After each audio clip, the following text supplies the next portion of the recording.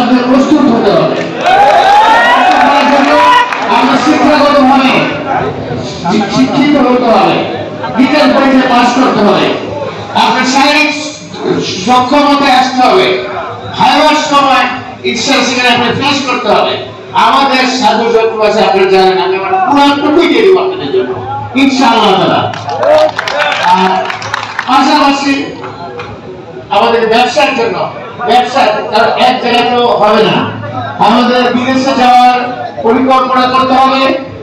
যাদের বিদেশে যাওয়ার বিভিন্ন রকম, খালি আপনারা যদি একটা শ্রমিক হিসাবে, সাধারণ শ্রমিক হিসাবে যান, বেতন পান $300, $250, আর যদি দক্ষ শ্রমিক হিসাবে যান তার বেতন হয়ে যায় $1000।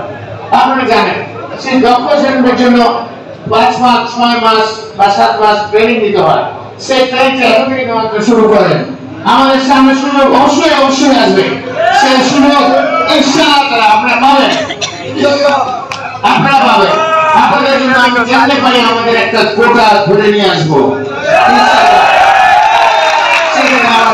সেখানে আমার একটা মনোযোগ দিয়ে রেখেছি, যে সুযোগে আসবে আপনারা পাবেন। কিন্তু তার জন্য আপনাদের তৈরি হতে হবে, তৈরি থাকতে হবে, তৈরি হতে হবে, তৈরি থাকতে হবে। তৈরি হওয়ার অর্থ হচ্ছে আপনাদেরকে দক্ষতা পর্যায়ে, আপনাদেরকে দক্ষতা যে লাইনে বিভিন্ন রকম স্কিল ওয়ার্কার নিয়োগ করা হয়, সেই স্কিলনেস ডেভেলপ করতে থাকেন এখন থেকে।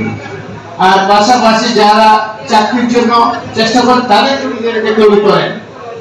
এবং যারা আপনারা ব্যবসা করতে চান, ব্যবসার অনেক সুযোগ বাংলাদেশ হয়েছে, ব্যবসার অফুরন্ত।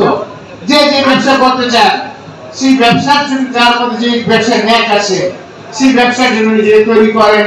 আমাকে বলেন, আমার যতটুকু সাহায্য নিশ্চয়ই আমি করবো, অবশ্যই আমি করবো। আর এখন আমরা একটা মহান সমস্যার মধ্যে পুরো পৃথিবী যাচ্ছে, সেটা হচ্ছে পরিবেশ প্রতিকূলতা। এই পরিবেশ প্রতিকূলতার সময় যখন ঠান্ডা হওয়ার সময় তখন ঠান্ডা হয় না, যখন বৃষ্টির সময় বৃষ্টি হয় না, যখন গরম হওয়ার সময় তখন অতি গরম হয়ে যায় বা গরম হয় না। এমন একটা পরিবেশের কারণে একটা আপনার ঝড় হচ্ছে, ঠান্ডা হচ্ছে, ফসল হানি হচ্ছে, অনেক কিছু হচ্ছে, এবং আমাদের বিভিন্ন রকম রোগ আক্রান্ত হচ্ছে। আমরা সেটার অন্যতম একটা কারণ হচ্ছে পরিবেশের ভারসাম্যতা রক্ষা নেই। এই ভারসাম্যতা রক্ষার জন্য আমাদের বৃক্ষরোপণ একটা বড় কাজ। বৃক্ষরোপণ আমাদের আগে যেহেতু মুরব্বীরা দেখেছেন প্রত্যেকটা গ্রামে গ্রামে কিভাবে গাছের ছিল, এখনো আমি ঘুরি বা আগে দেখেছি, এখন সেরকম গাছ গাছার নাই।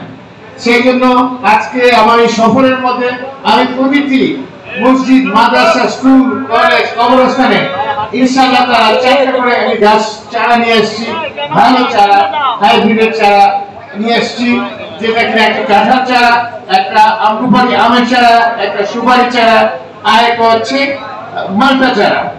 এবং প্রতিটি হাইব্রিডে আমাদের এখানে সবচেয়ে সফল করেছেন এই ফলের মধ্যে ফলকারী সাহেব, তিনি উন্নতর সাথে নিয়ে এসেছেন। উনি 12,000 বিঘা